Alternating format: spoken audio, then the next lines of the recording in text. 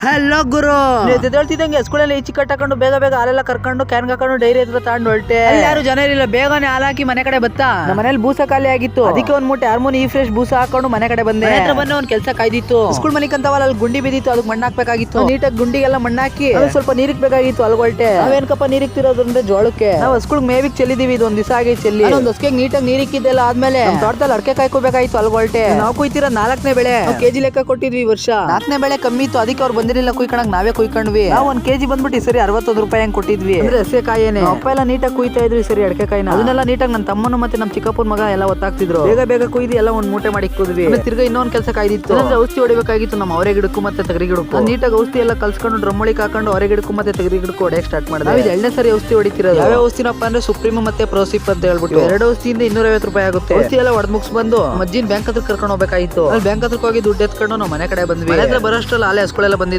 ಆಮೇಲೆ ಬೇಗ ಬೇಗ ಹಾಲೆಲ್ಲ ಕರೆದು ಕ್ಯಾನ್ ಹಾಕೊಂಡು ಡೈರಿ ಹತ್ರ ತಗೊಂಡೋಗಿ ಹಾಕ್ ಬಂದೆ. ಆಮೇಲೆ ಸ್ವಲ್ಪ ನಮ್ ಸರಿನ್ ಬರ್ಡೇ ಐತೆ ಅಂತ ಹೇಳ್ಬಿಟ್ಟು ಫಂಕಾಗಿ ರೆಡಿ ಆಗಿ ಹೊರಟೆ. ನಮಗೆ ಸ್ಕೂಲಲ್ಲಿ 10th ಅಲ್ಲಿ ಹಿಂದಿ ಸಬ್ಜೆಕ್ಟ್ ತಗೊಂಡವ್ರು. ಹೆಸರು ಬಂದ್ಬಿಟ್ಟು ಸಾದಿಕ್ ಭಾಷಾ ಸರ್ ಅಂತ ಹೇಳ್ಬಿಟ್ಟು 1 ಕೆಜಿ ಐಸ್ ಕೇಕ್ ತಗೊಂಡೋಗಿ ಅವ್ರ ಹತ್ರನೇ ಕುಯ್ಸಿ ಅವ್ರು ಕೇಕ್ ತಿನ್ಸಿ ನಾವು ಸ್ವಲ್ಪ ಕೇಕ್ ತಿನ್ಕೊಂಡ್ವಿ. ಆಮೇಲೆ ಸ್ವಲ್ಪ ಅವ್ರು ನಮಗೋಸ್ಕರ ಪಪ್ಸ್ ತಂದಿದ್ರು. ನಾನು ನಮ್ಮ ಫ್ರೆಂಡ್ಸ್ ಅದನ್ನೆಲ್ಲ ತಿನ್ಕೊಂಡು ಮನೆ ಕಡೆ ಹೊರಟ್ವಿ. ಮತ್ತೆ ಇವತ್ತು ಕತೆ ಇಷ್ಟೇ. ನಿಮ್ ಕಡೆಯಿಂದ ಒಂದೊಂದು ಫಾಲೋ ಸಾಕಷ್ಟೇ. Thank you for watching.